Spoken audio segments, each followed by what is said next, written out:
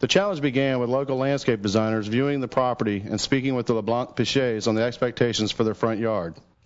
Well, the plan that we developed, Vince and Mike and I, was based on the interview that we had with you all, where you talked about the things that were most important to you about the landscape.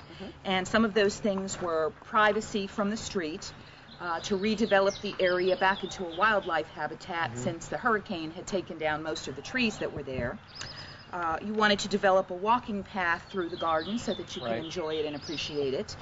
You wanted color and texture and interest 4 seasons of the year, and so we chose plant material that gave you that sort of interest.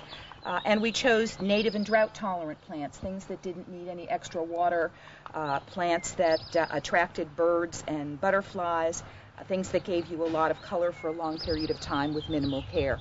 We also incorporated some hardscaping into the plan to take up some turf areas, so we gave you a nice wide flagstone walkway that leads from the driveway to the front steps, which you don't have right now, and then we carried that with some nice big stepping stones through an arbor into the middle of the garden, which leads into a walking path that carries you through the garden and all the way out to the other side. Wow, this is fantastic. That's great. Thank you. Thank you. Now that the soil has been properly prepared, we're ready to begin planting. Peggy, what were some of the plant selections that you chose for this project? Well, after speaking with Carter and Michelle, one of their biggest concerns and interests was creating a wildlife habitat in their garden. So what we did was to try to choose as many trees, shrubs, and perennials as possible that attract birds and butterflies to the garden. And I think we've got a really nice selection of plants here that give interest and color. A number of them are native plants, and we love to use native plants because they're so tough and drought tolerant.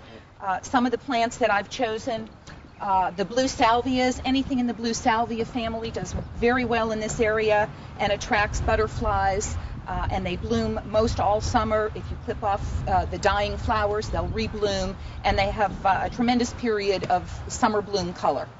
Coreopsis is another great one. Coreopsis is a pretty little yellow flower that sets seeds, and the seed pods are favored by small birds like finches. We've used honeysuckle. We're on the arbor, and this is a hybrid honeysuckle that attracts hummingbirds and butterflies as well. So this is a wonderful garden plant. And also in every herb or perennial garden I design, I try to use some parsley, because parsley provides a wonderful habitat for the monarch butterfly. They lay their little babies, their eggs, on the parsley plants, and they hatch, and the little monarch butterfly caterpillars eat the parsley, and that gives them their nourishment until they're old enough to turn into butterflies. So always put some parsley in with your perennial gardens. We've used some Shasta daisies, which are wonderful and drought tolerant, and then to give a real punch of color along the edge of the bed for most all summer, we've used these beautiful new flower carpet roses, which are a low spreading rose. They're very tough, very disease resistant, drought tolerant, and they bloom almost all summer long. That's wonderful. Sounds like you got a lot of variety of plants, and we'll have a lot of variety of different visitors. We certainly hope so. Michelle, how about you? I'm absolutely ecstatic. This is the most tremendous group of people I've ever had the opportunity to meet. Educationally, it's been phenomenal. The things that we have been shown today in this yard, any homeowner is capable of doing. We just had the benefit of having a tremendous group of folks.